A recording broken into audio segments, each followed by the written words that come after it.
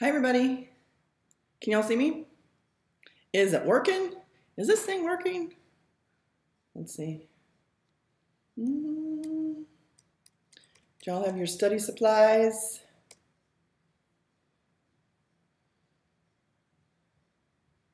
Do you have your study guides? Do you have your hydration? Today's featured snack for this study session. Hi Haley, hi Rocio. Today's featured study snack is, where's the camera? Candy corn. Because I don't care if it's 100 some degrees out, I want it to be fall, so candy corn is the snack. All right, let's do this. Righty. You can't see me? Joelle? Joey, you can't see?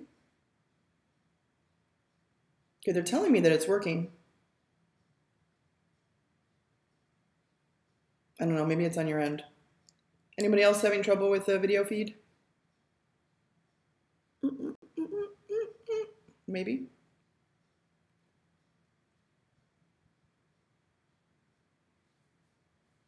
Okay, well, I'm gonna go ahead. Okay, everybody's saying that it's working, so I don't know what's going on with your thing, Joey. Shall we dive into, what do you think, the study guide? Do you want to start there? Do you want me to talk about the things I saw? Okay, good. Do you want me to talk about the things that I saw that could have been more developed on the study guides? Just put a yes or something over there.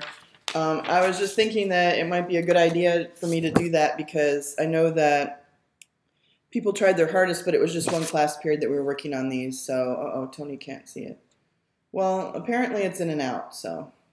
Okay, let me just start with a couple of these on the study guide. So get this one out. On the study guide, there were a few things that I felt some people missed just a little bit. It's not like the answers were wrong. It's just that they could have included more information. So let me talk about number 6. Number 6 says on page 97, Beowulf addresses Hrothgar. Okay, good, Tony's back on. Beowulf addresses Hrothgar. Note how Beowulf's tone toward the king has shifted from his earlier address from him. Why has this occurred? So the one that I was talking about, and I guess I should have put the numbers on there, because I think some people kind of just said, oh, well, he was, nice to him, and then he was, worried about him because his friend died. But there's more to it than that. So let's look at page 97. Let's all turn to page 97 together. Okay, so Beowulf says to Hrothgar on that page, "Why, sir, do not grieve." That's the part I'm looking at in the middle of the page. "It is always better to avenge dear ones than to indulge in mourning. For every one of us living in this world means waiting for our end. Let whoever can win glory before his death." Okay, so this is kind of like Beowulf lecturing Hrothgar, telling him, hey, remember that it's better to go and get revenge than it is to mourn. Let's just go out there and take care of business. And then he says, I'm going to go ahead and kill Grendel's mother, but then look at the last line of that section. "Bear up and be the man I expect you to be." So some people caught on to this and said that Beowulf is sort of reminding Hrothgar, hi Nitsa, sort of reminding Hrothgar, you have to be the leader. You have to stand up and be a man. All these years of Grendel, turning you into a wimp or whatever has taken its toll, and I'm here to tell you that you have to be strong for your people. Remember that you're supposed to stand up for this situation. And that contrasts with when we first saw Beowulf with Hrothgar, like go way this way, way back. And remember that when Beowulf showed up to Denmark, he was very deferential to the king. He took his time. He didn't march on in there. He let the messengers do the back and forth stuff. And then he treated him with a lot of respect and all of that stuff. And now it's not that he's not being disrespectful, but now after killing Grendel and having the rewards for that, he feels strong enough to be on the same level as Hrothgar by advising him. And that's kind of an important distinction to make. There's only a day between when Beowulf got there and when this is happening. So within a day, he changed from, oh yes, king, I'm here to help you, whatever you want, you know, that kind of thing, to, there's the cuckoo clock. Can you hear it? Anyway, to being sort of bossy with Hrothgar. Hrothgar needs it. It's that moment where he needs that strength. But I think not everybody picked up on that. A lot of people were just writing, well, he was nice and now he's concerned. So that's what I wanted to pick up on with that one, number 6. There was another one that I wanted to talk about, and then I'll let you guys ask whatever questions you want to ask. Number 2, everybody did okay. Okay, so number 3. I want to talk about number 3, and I want to talk about number 11, and then free for all. So number 3, Finn's saga is a long digression in this section of the poem. Make sure you have notes on the basic events and have a theory about why this legend is included in Beowulf. I feel like most people did a good job of summarizing the Finn saga. It's another one of those interruptions by the Shope that they've hired to come in and celebrate Beowulf and all that stuff, just like the Sigmund story. So it's kind of like that, but the story is different. It has a different purpose. There's a little bit of foreshadowing with that story. In that story, Hildebert gets the bad end of the deal. Hildebert, by the way, it's not Hildebruh. Everybody was writing Hildebruh, like bruh. And I was laughing every time I saw that in the study guide. So it's B-U-R-H, not B-R-U-H. 2017 kids. Anyway, so Hildebert is in the worst possible situation. She loses her husband and her brother and her son over the course of not even a year. And it's about her grief. So in addition to the things that you noticed, if I put a check mark on your study guide, that's okay.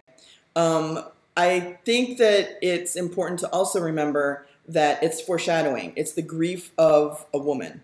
And Grendel's mother, even though she might not be totally human, is still a female person. So there's also a connection there. And I'm not saying that it's wrong to say, oh, it's a warning to Beowulf about power and about attacking and that sort of thing. I don't think that's wrong. I just think that it can be multifaceted. There can be more than one answer there. And there's another aspect, and that is that Grendel's mother is grieving the death of her son, and so she goes on the revenge rampage. And although Hildebert doesn't do that, she is grieving. So there's like a little connection, a little foreshadowing to that element. Dang millennials. I did not say that. I don't think I said that. I think I just said you millennials with your bruh. Bruh. Okay. The other one I want to talk about is number 11. Hrothgar addresses Beowulf in lines 1700 to 1784. What is his purpose for this speech? What are his main points? Because when we get to section 4, when Beowulf is old, we're going to come back and look at this section. So let's all flip to that. 1700. Oh, Lord. Brush. You didn't say that. Thank you. I'm going to make that my word for the year, and then if I say it enough times, it will be uncool. And nobody will say it anymore. Who has the power now? All right, line 1700. 1700 is on page 117. All right, so this is when Hrothgar, it says son of Halfdana, but that's Hrothgar, says, a protector of his people. This is after... Yeah, this is after Beowulf defeats Grendel's mother. A protector of his people, pledged to uphold truth and justice and to respect tradition, is entitled to affirm that this man is born to distinction. So this is where he says, Beowulf, I know you're going to be a great leader, etc., etc. I stand firm by my promise of friendship, so we'll always be friends. He talks about Hermod, and then all the way over, he talks for a long time. On page 119, do you see where it says, so learn from this, Hermod, and understand true values. I who tell you have wintered into wisdom. In other words, I'm the older version of you. And you should listen to me because someday you're going to be me. We always say that, and I don't know if people listen. He says, it's a great wonder how Almighty God in his magnificence, I'm on page 119, favors our race with rank and scope and the gift of wisdom. His sway is wide. He goes on and on and on, and then he says, he permits man to lord in many lands until the man in his unthinkingness forgets that it will ever end for him. That's the ultimate arrogance, is to forget that we are mortal. And Hrothgar knows this because his people were almost wiped out by Grendel. So he says it's easy if you're an all-conquering hero to think that you're going to have that forever. And basically he's saying that's what I thought until Grendel showed up. So be wiser than I was. He's being like a parent to Beowulf in that way. Be wiser than I was and realize that you're mortal and it will end for you. So in the time that you have, make sure that you do the right things and create your legend and all of that sort of thing. On page 121, he continues. This is a really part that I like. He talks about the fragility of life. O flower of warriors, beware of that trap. Choose, dear Beowulf, the better part, eternal rewards. Do not give way to pride. Well, Beowulf is also already pretty prideful. So he's sort of warning him against too much of that. For a brief while your strength is in bloom, but it fades quickly, and soon there will follow illness or the sword to lay you low, or sudden fire, or surge of water, or jabbing blade, or javelin from the air, or repellent age. So all these things are going to lay you low. So don't get too high and mighty, because we're all going to end up losing to death. Right? That's a good thing for everybody to remember, I suppose. Don't be arrogant. Instead, accept your mortality and do the best that you can with the time that you have. Okay. Let's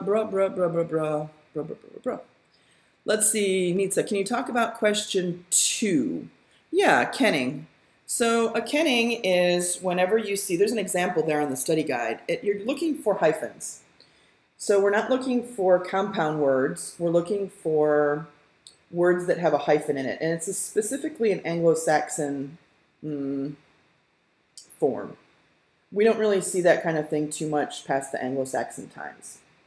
You can literally turn to almost any page and find one. Let me see. On this page, Wargeats. Wargeats is hyphenated, and it is a description of the soldiers of Geatland, right? So whenever you see two words, sure-footed is another one. I'm on page 107. You can just flip through, hand-forged.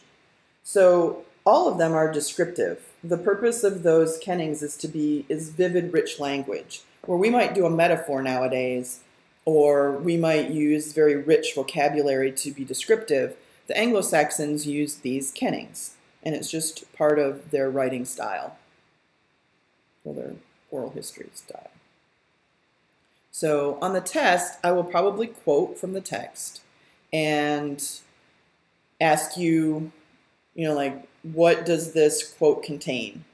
Is it an allusion? Is it foreshadowing? Is it kenning? That kind of thing. So if there's a kenning there, you would answer kenning. I hope that helps you with that one, Nitsa. What other ones do you want me to talk about? Anything else in the study guide? Ooh, time for candy corn break? Is that what you're telling me? Candy corn. How about question 6? I just did question 6. Yes, Tony, there will be vocabulary. Would question 3 be showing a foreshadowing of vengeance with Beowulf when he fights Grendel's mother? Question 3. Yeah, it's payback. That Finn saga is all about payback. They make a truce and go against it, and they are fighting each other because of an old blood feud that Hildebert is supposed to solve, but it doesn't. And when they come to visit, they attack anyway, and they have a fight. And even after they have a truce, the Danes still attack Finn and kill him. So,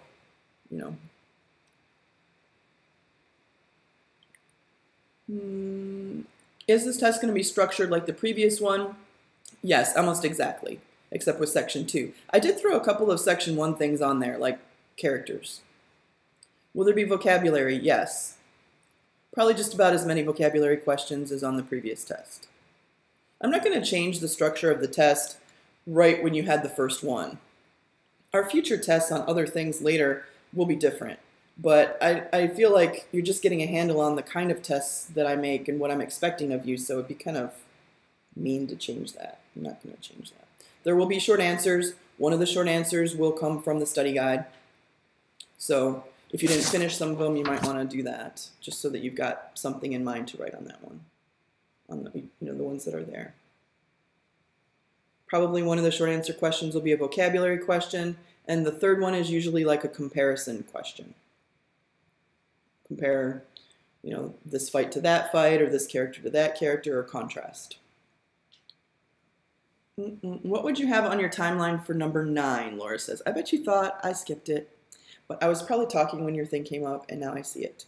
All right, Mark, I'll get to your thing in a minute. Number 9, what would you have on your timeline for number 9? Okay, all of the events in the battle between Beowulf and Grendel's mother. Let us flip back to that.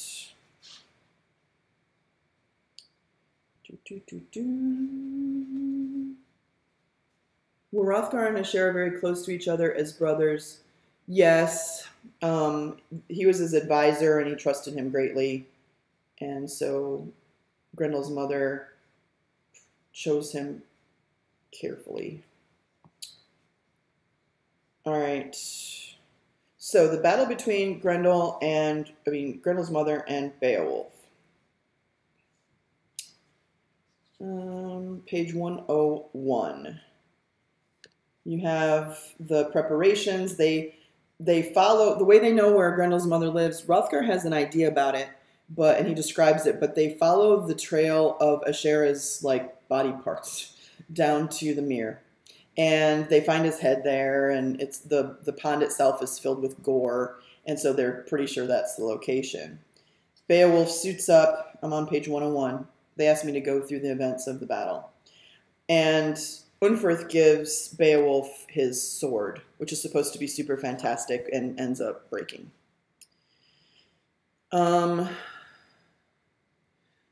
he gives a little speech. He specifically says, oh, this goes along with number 8. Not everybody got the mental parts of that. A lot of people just sort of generalized and said, well, he's ready to die. But he does say to Hrothgar, make sure that all my treasure, if I die, if I don't come back, make sure that all my treasure gets back to my king, look after my men, make sure they get home, that kind of thing. So and then he jumps in the water after he says, I shall gain glory or die. So he's prepared to die, but he's also looking after his men. He jumps into the water, and on page 103, he sinks for a long time down to this underwater cave sort of situation. He goes through, and almost immediately, Grendel's mother grabs onto him. I'm at the top of page 103.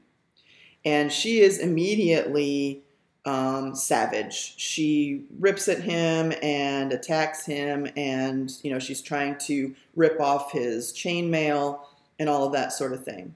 And she carries him down to her little grotto or whatever under the water and continues to try to rip at him and all of that stuff.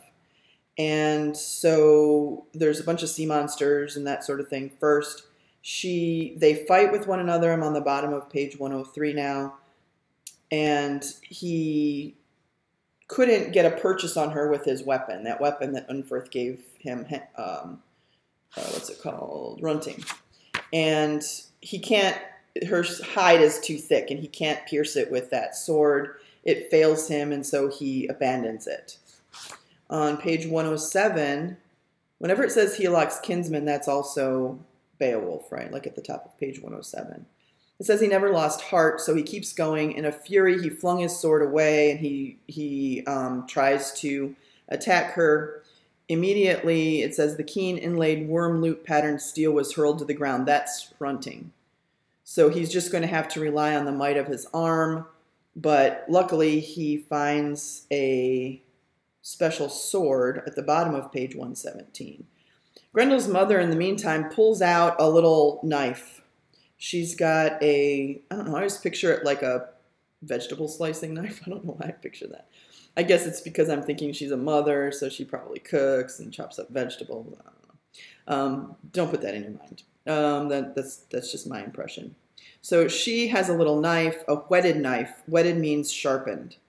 And she's trying to stab him with it. But he's got that chainmail on under his armor, so the blade can't pierce. And finally, he sees this special sword in her armory at the bottom of 107. It says, an ancient heirloom from the days of the giants, an ideal weapon, one that any warrior would envy, but so huge and heavy of itself, only Beowulf could wield it. So, of course, it's specially suited just for him, and he's the only one who can carry it because it's so enormous. And he gets it and immediately swings and slices right into her neck and beheads her almost in one stroke. I love that part. It says, took a firm hold of the hilt. The hilt is the handle part of the sword. And then there'd be like the T-bar, above it, like if this is the handle part. And swung the blade in an arc, a resolute blow that bit deep into her neck bone and severed it entirely. Topping the doomed house of her flesh, she fell to the floor. The sword dripped blood. The swordsman was elated. The swordsman is Beowulf. So he decapitates her. And that pretty much is all of the events on number 9. Okay, let's see. There's a bunch of stuff up there. I know you guys were chatting. I could see it going while I was... Okay. How detailed will the questions be? Wait, maybe there's another one up here. Will there be matching characters and character descriptions listed again? Yes. And there are a couple of ones on there that don't match, just like last time. Can you give more similarities between Grendel's fight and Grendel's mother's fight? Well, there are more differences than similarities, I would say. I'm backing up, and I'll get to all the ones below it in just a second. There are more similarities, I would say, than differences, but some of those, more differences than similarities. I think some of the similarities include Beowulf was fighting a creature, not a human being. Another similarity would be that he suits his equipment, I guess you could say, to the fight. When he fights Grendel, he decides to fight Grendel the way Grendel fights, and that suits it because it just turns out that he's got a special charm and he can't be harmed by a blade, and the only way he can be harmed is hand-to-hand, like literally hand-to-hand combat. And Beowulf suits his armor. He doesn't know what Grendel's mother looks like at all. She attacked Ashera when Beowulf wasn't even there.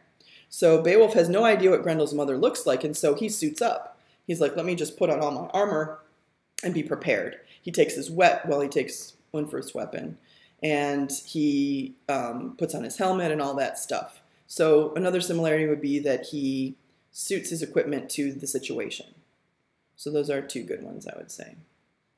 Hrothgar and Ashera, yes. How detailed will the questions be from the Beowulf and the Anglo-Saxons? Oh, from the videos. I'm going to pick some of the most basic topics from the video. The video information is long-term information that I want you to have in your head, like historical background for the book. But I also realize that it's a lot of information from those videos. So I'm going to go and pick the things that are, the biggest takeaways. And there'll be maybe 5 questions on the test of that. The only reason I'm doing that is because tomorrow's the due date for your videos. So I'm just checking to make sure that you've done that. We'll do more things with the information from the videos. Everything kind of builds on itself. So that's going to happen. How many questions? I did that one. Oh, hi, Becky. How many vocabulary questions should we expect? About the same as last time. I think that there will be maybe 3 or 4 in the multiple choice section and 1 probably on the written portion. I think that you should, okay, so here's what I noticed on the first test.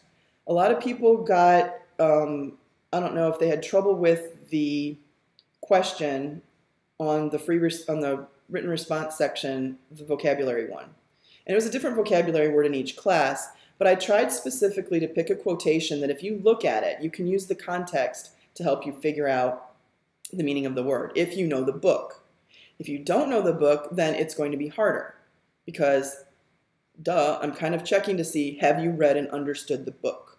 So I'm picking vocabulary words, not just that I think you should have looked up or you should know, because that's true, but also I'm giving you clues so that if you if you know the text, even if you don't memorize that particular quotation, there will be enough information in the quote for you to write a correct response. So try not to let that bother you. How many vocabulary questions? Already talked about that. $2 for talking. Okay, I'm not.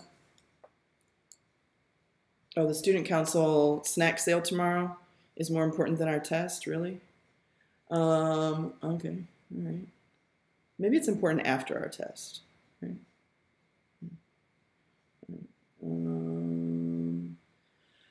Oh, wow, my man Beowulf strong. Okay, he's been dead for a long time. How many free response questions? 3. So are we turning in our notes from the videos as well on Friday? No. Haley, I don't know what you're saying yes about. Okay, so here's the thing about notes. Your notes are your notes. I care that you have notes, but I don't care how you do them. It's about what can you do with them. Notes in themselves are not an assignment. Notes help you do other assignments. So if you didn't take any notes at all in the video because you have some sort of memory that allows you to remember all those details on recall just like that, then that's perfectly fine with me. I don't need to see your notes. I may walk around and see if you have notes just to see how that's going, but I'd rather give you test questions to find out, did you learn the notes? Having a piece of paper with stuff written on it doesn't mean it's up here. So notes are important. They're a means to an end. They're not the end. I hope that makes sense. Because I think you've been trained to think that if you have a bunch of stuff written in your notebook, you've studied for something. And I don't think anything written in a notebook is equal to studying. I think just because it's in a notebook doesn't mean it's in your brain for long term. So I'm trying to give you tools and help you learn how to do that this year so that you can do that with anything in the future. Does that make sense? I hope that makes sense. I know that it's a hard process, and I know that maybe you're not used to doing that. And I wasn't either when I was in high school or undergrad. But the point is that that's a strategy that is going to be immensely helpful to you. So I'm here to walk you through that as you're learning how to do it, and then you go off on your own and you do it yourself. Okay. Rant over. Is it time for another candy corn, or do you have another question for me? What do you want to talk about next? Ooh, look, it's a misshapen candy corn. What is that? It's like a candy triad. All right, who are the Northern Danes? Okay, so, guess who's home? Who are the Northern Danes? Okay, so there's a bunch of different tribes all around. This is before there were countries. So there are different tribes, and they invade each other, and their territory expands and contracts constantly because they are, nomad type people. So they kind of have this mentality that they want to go places and take more property. So there are Northern Danes, and it's hard for us because nowadays our borders are pretty strictly kept. Nobody's trying to, well, except Putin, nobody's trying to expand and take over territory. It's not like we're going to go down to Mexico City and say, oh, we claim all of this for America. That doesn't really happen anymore, but it did in this time that we're talking about. So there are Northern Danes, there are Frisians, there are Swedes, there are Geats, there's all those different peoples, and they have territories all over the place. And there will be one leader or multiple leaders. They didn't have a head of state like we do today and a government or anything like that. If one king felt like he could go and take over another king, he would just go over to that village, knock everything over, take the people or enslave the people or whatever. It's very barbaric. So there are Northern Danes, and there's just people, different tribes all over the place. So whenever you read them, that's basically what they're talking about. Hope that helps you, Rocio. Joey, I'm confused with the ending of the Finn saga. Who kills Finn when springtime comes? Shield Sheafson is not in the Finn saga. Shield Sheafson is a Dane, but he's the originating Dane from the very beginning. So Shield Sheafson is dead for a couple of generations before this stuff is happening. Mr. Ramos is back from his bike ride. Hello. Do you want to say hi to Mr. Ramos? Mr. Ramos is tired. How far did you go? 25 miles. 25 miles on your bike? An hour and a half. An hour and a half. After teaching all day. What a man. What a man, what a man. Never mind. Okay, where was I? Oh, Mark, really? Mark says, sup, bruh? I didn't know you wanted me.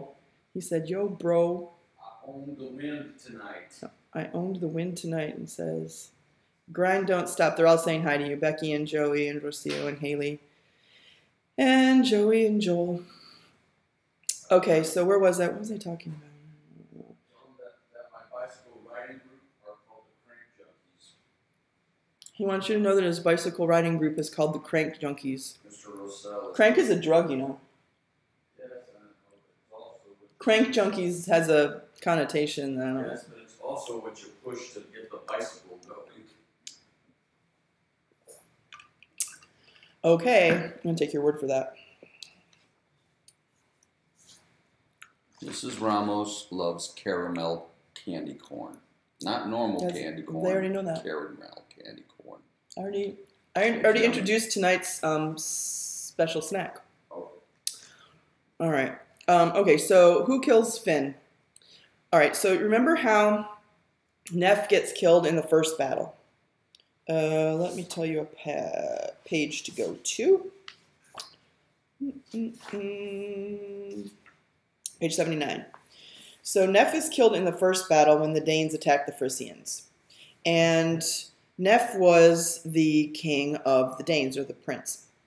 Their father is Hoc, H-O-C, and his brother, Neff's sister, is Hildebro.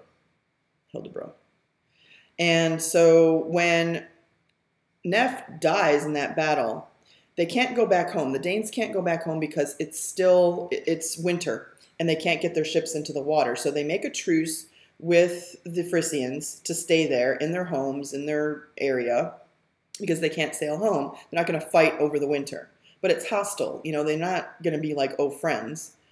And so they wait until spring when they can get their ships sailing out again. And when spring comes, this Hengist emerges as sort of the new leader to step up for the spot that Neff left when he died. And so somebody, I don't think that he's named, on page 81, it just says some Dane. He did not balk once.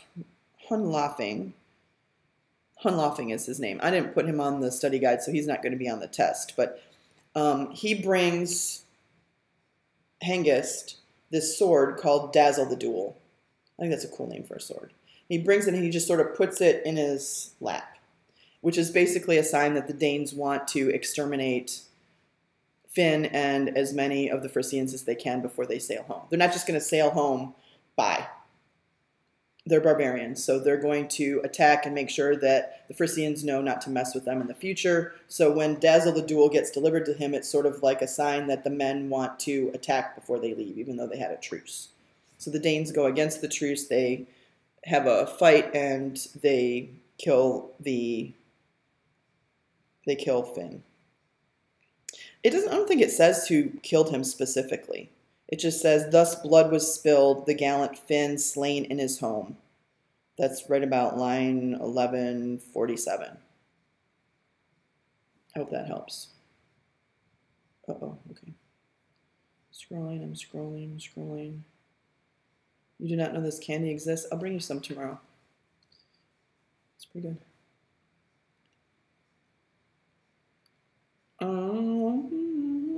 Okay, what's next? How are you with characters? We've been on for 35 minutes, so it's not that I have a certain time limit, it's just when people are watching this later, I don't want them to get bored.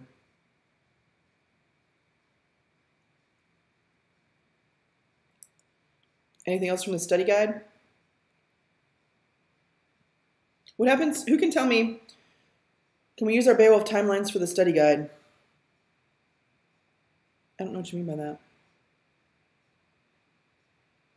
Are we going to have the whole period again? Yes. I figure if you finish early, you can start looking at section 3, or you can work on your college application question search type thing, something like that. Those are kind of the 2 assignments for homework.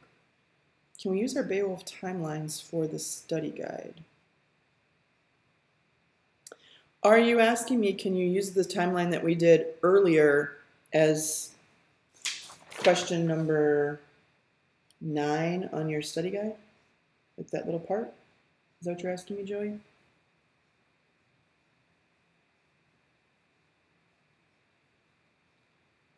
Yeah, I guess so. I mean, the study guides are really just for the test at this point, right? On page 81, who or what is Guthloff and Osloff? Let's go to page 81. Oh, okay. So Guthloff and Osloff, I'm guessing that they are people involved. That's in the Finn saga, so I'm assuming that that has to do with when Finn was killed after those 2 came back from their voyage and made an accusation and ambushed him. So I'm guessing that refers to an older issue or problem. I wouldn't ask you about that. Can you talk about Shield Chieftain? I still don't fully understand who he was. Yes, okay. Shield Chieftain only comes out at the beginning of the book. Shield Chieftain is the very first Danish king. And if you go all the way back to page 3, you will see that he is the first king. He was an orphan who arrived as a baby in a boat on the shore of what would become Denmark. And he grew up and conquered the land and became its leader. And he was the first ruler of the Danes. So descended from him are all of Hrothgar's family. Hrothgar is a descendant of Shield. So when they talk about Shield Chieftain, I mean, it's going to take a lot of really awesome personality traits and willpower and all that stuff to do what Shield Chieftain did by making a nation. So if they say that Hrothgar is related to him, then he's supposed to have the same kind of qualities. So there's Shield Chieftain, his son is Beow, and then Beow's son is Halfdane, and then Halfdane is the father of Hrothgar. So I guess you could say that Shield Chieftain is the great-grandfather of Hrothgar. Shield Chieftain's the first king.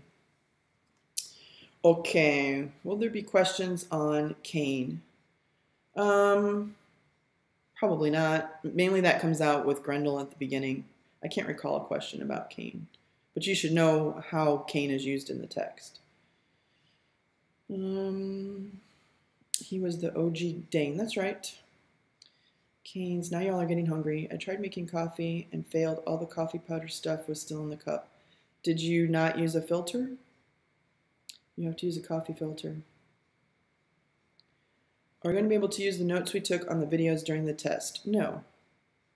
That's what a test is. A test is to check and see if something is in your mind or not. But like I said, the questions will be minimal. There will only be, I'm thinking 5 questions from the videos on the test, and they will be some of the most obvious ones. I'm not going to ask you anything that isn't on that checklist, and I'm going to look on the checklist to see what would be the ones that you would have to have been asleep to have missed. Now, I know that it's possible you might have fallen asleep during those videos, but hopefully if you did, you went back and rewatched it when you were awake. Can you go over number 7? All right, let's see, number 7. Identify the effects the description of the mirror has on the reader. Page 99. Let's all go to 99.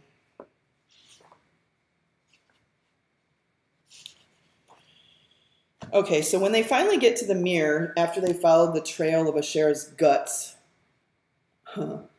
It says at the bottom of page 99, everybody gazed as the hot gore kept wallowing up and an urgent war horn repeated its notes. The whole party sat down to watch. The water was infested with all kinds of reptiles. There were writhing sea dragons. So this mirror is disgusting. It's got gore floating on it, like body parts and flesh and blood bits and all that stuff. Plus there are sea monsters kind of like slithering around inside there. And so the effect on the reader with all that stuff, and it goes on for a little bit there, but it's basically that, is that we're supposed to be afraid for Beowulf. Beowulf is suiting up to jump into that. And imagine the guts that it would take to actually do it. He's jumping into water past all that crap and those sea monsters and going into a place that he cannot see well and doesn't know the terrain. He doesn't know what's down there at all. He doesn't even know what Grendel's mother looks like or her size or what she's capable of or if she has claws or if she's got weapons. He doesn't know any of that. So all of that is meant to add to his legend and his greatness. Because if you jump into a kiddie pool knowing that there is a guppy in there or a goldfish, how terrifying is that? What kind of hero are you? You're not one. You're a hero if you go into the unknown to save people from a problem, and you're putting yourself at risk because you don't even know what the issue is in that situation. He's got confidence in his own skills, but he's also putting himself at risk, and he knows very well that he might die because he tells Hrothgar, take care of my men, make sure my gold gets to my king, but he knows that there's a chance he might not come out. And so all of that description is to make us afraid for Beowulf, and that heightens his notoriety and his legend because he does that. He jumps in. Hope that helps. What does the war horn line mean? Okay, so the war horn is sort of like like something's going to commence in a war sense. So somebody strikes the horn. They don't jump down there with him, but they are there with him in support, I guess you could say. So it's a literal horn. Good. Okay, what else? Oh,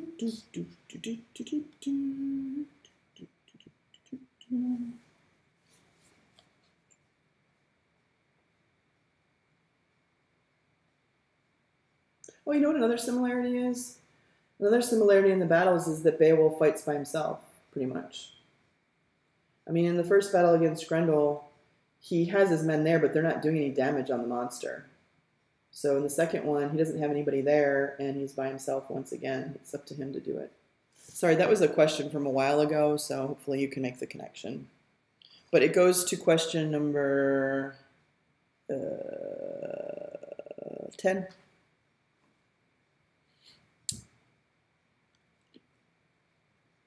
Got to stay hydrated when you're studying. All right, what else? Should I give you some quizzes? Who's ready? Put your hand on the buzzer. Name one thing that Beowulf brings back up from Grendel's mother's lair. Who's going to get it? Who's going to get it?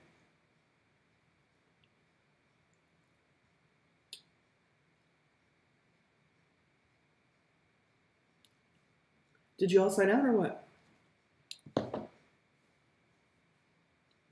Grendel's head, Mark, yes, yes, yes. Grendel's head, what else?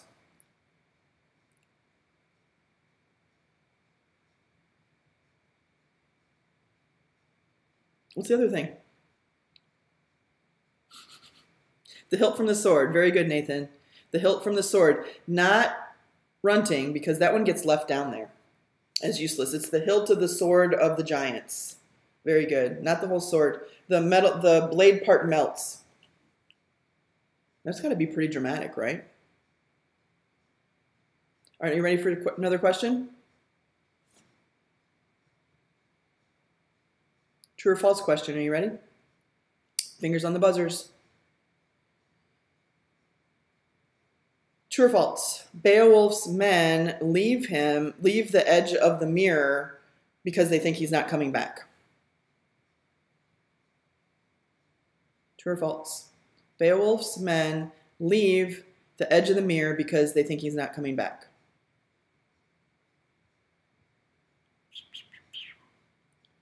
Tony says true. Haley says false. True, true, true. Becky says false. It's false. Hrothgar's men leave because they see all the blood coming up from when Beowulf attacks Grendel's mother, and they think that Beowulf's dead, and so they go back wherever they probably don't go back to the mead hall, but it doesn't say. They leave.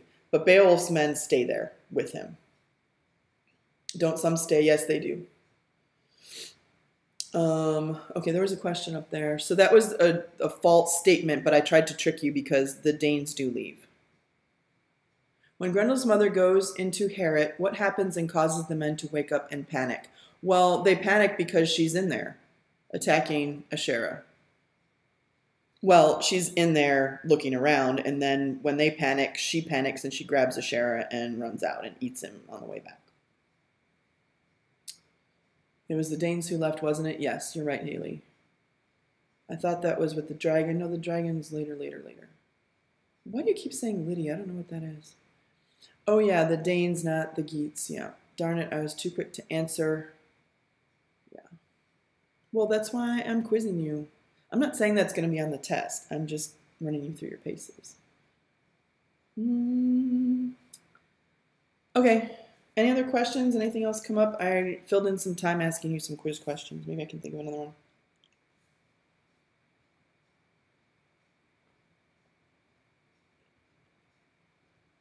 How does he swim back up? I mean, let's just think about that for a second. If you just, of course, he's exhausted, right, because he just had the battle, but if in one hand you have the hilt of a giant sword that nobody else can lift but you, and in the other hand, you have the head of Grendel. And when you came down, it was, how long does it say? It's like it says a couple of days, doesn't it?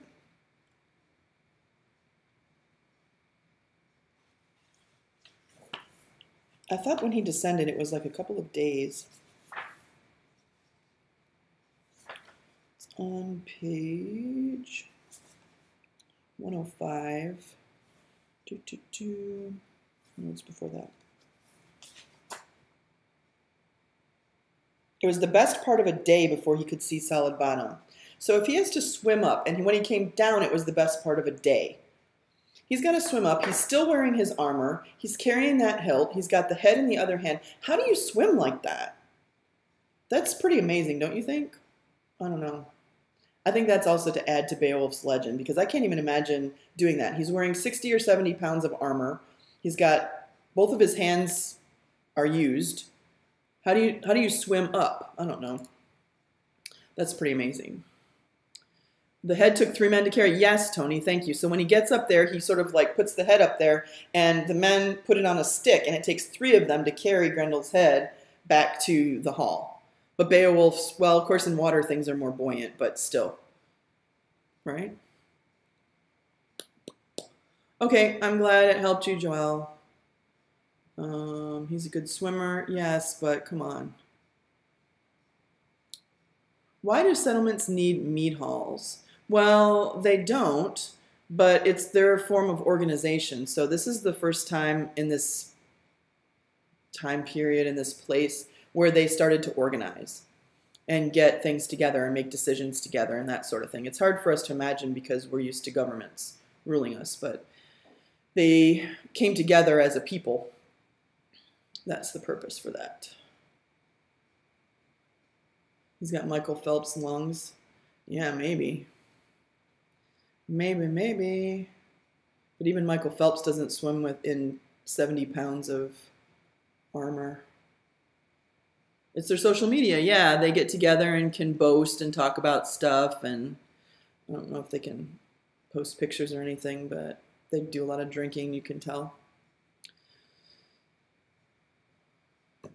All right, I'm getting ready to, oh, clever, Mark.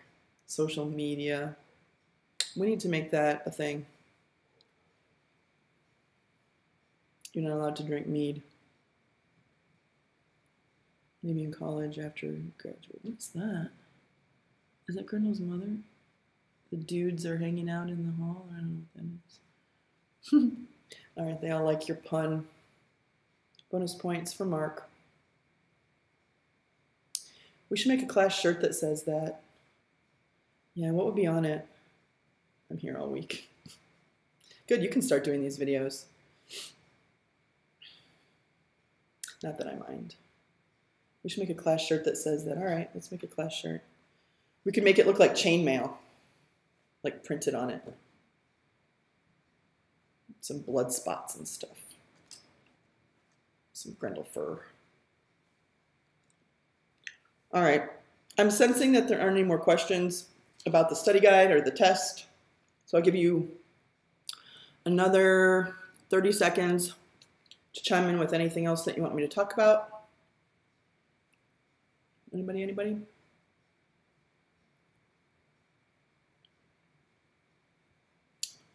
English Lit.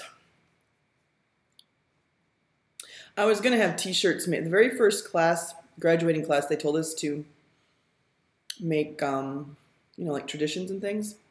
So I ended up doing the wall, but my first idea was a t-shirt. And it was going to say, I got lit with Mrs. Ramos, but I felt like it wouldn't be appropriate. So I ended up with the wall painting stuff. You're welcome, Haley. Have a good night. Tell Pepper I said good night. He's right there. Can you see Pepper?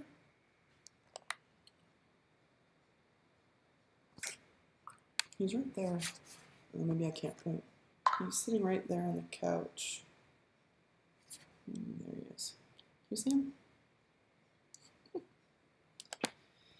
All my questions have been answered. Can you talk about the essays? Well, there aren't really essays. They're more like responses. Remember that each one is up to 10 points. So the more that you can add to and deepen your answer, the more points I'm able to award you. Superficial answers, I always think those are like 5s or 6s. So if it's right, but it's not deep, then that's going to be like a 5 or a 6 points. So try to expand on that. One will probably be a vocabulary question. One will be a question from the study guide, and the other one is an analysis question from the section. Usually I'll ask you to analyze 2 characters or the actions of a character or something, a quote about a character or something like that. All my questions have been answered. Thanks, bruh. You're welcome, bruh. We're going to have to put bruh on our t-shirt too, aren't we? Are you going to put the recording of the college essays on the blog or here? I already did that. It's already on the weblog. Good night, Mrs. Ramos. Don't let the Grendels bite. Thank goodness they're dead. Y'all study a little bit and go to bed and wake up in the morning ready to go. Because I will. Good job, guys. I think it was a good study session. I'm going to sign out. If you have anything else that lingers, then send me an email. I'll answer it early in the morning or work on the test a little bit more before I go to sleep. All right? Good job. It was fun. All right. See you next time. Buenos nachos. I see that on there. All right. How do I stop streaming? Oh, there we go. Layers.